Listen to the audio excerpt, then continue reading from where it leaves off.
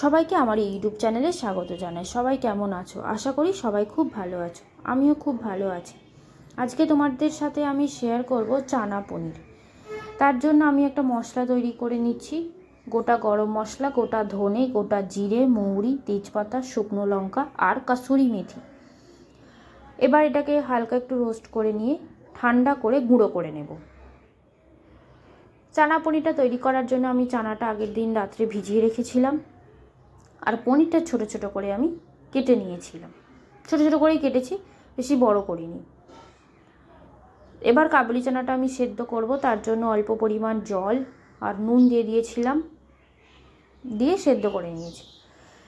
আর একটা অন্য পাত্রে আমি নুন জল রেডি করে রাখবো, তাতে আমি পনিরটা ভেজে এই জলে ভিজিয়ে রাখবো। এবার পনিরটা মিডিয়াম ফ্লেমে হালকা হাতে ভাজবো, যাতে পনিরটা ভেঙে না যায়। বেশি লাল করব না, হালকা একটা বাদামি রং আসলেই আমি পনিরটা তুলে নেব, তুলে ওই নুন জলে ভিজিয়ে রাখবো।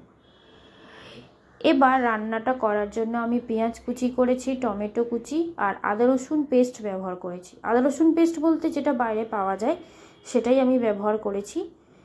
এবার পনির ভাজার তেলে আমি ফোড়নে দেব তেজপাতা আর গোটা গরম মশলা। ফোড়নটা একটু ভাজা ভাজা হয়ে আসলে আমি দিয়ে দেব পেঁয়াজ কুচি। পেঁয়াজটা লাল লাল করে ভাজতে হবে, একটু লাল লাল করে ভাজবো, আবার যাতে পুড়ে না যায় সেটা আবার খেয়াল রাখতে হবে। পেঁয়াজটা লাল লাল করে ভাজা হয়ে আসলে আমি দিয়ে দেব আদা রসুন পেস্ট আর টমেটোটা। এর সাথে আমি বানিয়েছিলাম তন্দুরি রুটি, সেটার ভিডিও তোমাদের সাথে আমি শেয়ার করব নেক্সট ভিডিওতে। আজকে শুধু আমি চানা পনিরটাই শেয়ার করছি। আর অনেক দিন পরে আমি বড় ভিডিও দিচ্ছি, তার জন্য আমি ক্ষমা প্রার্থী। কারণ এইসব পুজো টুজো যাওয়ার পর, ওয়েদার চেঞ্জ হওয়ার পর আমার শরীরটা একটু খারাপ হয়েছিল, মানে ঠান্ডা লেগেছিল, তো তার জন্য আমি দিতে পারিনি। এরপর থেকে আবার রেগুলার দেওয়া শুরু করে দেবো। চলো দেখো, পেঁয়াজটা যেই লাল লাল হয়ে গেছে আমি ওর মধ্যে দিয়ে দিয়েছি আদা রসুন পেস্ট আর টমেটোটা। সেটাও একটু ভাজা ভাজা হয়ে গেলে এক এক করে আমি মশলা দিয়ে দেবো। হলুদ গুঁড়ো, লঙ্কার গুঁড়ো, ধনে গুঁড়ো, জিরে গুঁড়ো আর যে মশলাটা আমি বানিয়েছিলাম সেই মশলা, আর পরিমাণ মতো নুন। নুনটা তোমরা বুঝে দেবে, কারণ চানাতে নুন আছে, পনিরেও নুন আছে। এবার মশলাটা আমি অল্প অল্প করে জল দিয়ে কষিয়ে নেব। আর হ্যাঁ, তোমাদের সাথে আমি আর একটা জিনিস শেয়ার করি। আমি রান্নাটা করেছিলাম এই লাল জল, মানে লাল জল বলতে চা পাতার যে জল হয়, লাল চার জল, সেটাই আমি ব্যবহার করেছিলাম। ওইটা দিয়ে পুরো রান্নাটাই আমি করেছিলাম। ওটা দিয়ে রান্না করলে খুব কালারটা ভালো হয়েছিল, খেতেও খুব সুন্দর হয়েছিল।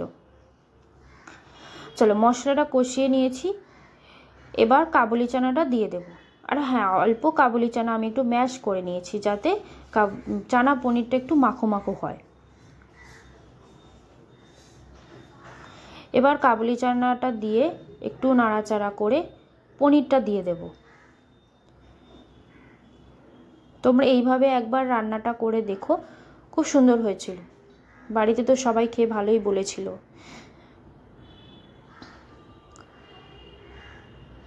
এবার পরিমাণ মতো আমি জল দিয়ে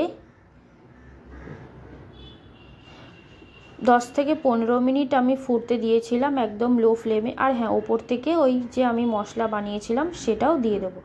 তোমরা বাইরে যে চানা মশলা পাওয়া যায় সেটাও ব্যবহার করতে পারো, কিন্তু আমি এই মশলাটাই ব্যবহার করি।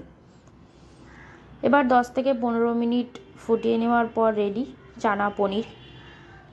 তোমরা যদি ঝোল বেশি পছন্দ করো তোমরা জল অ্যাড করতে পারো, আমি এরকম মাখো মাখোই রেখেছিলাম।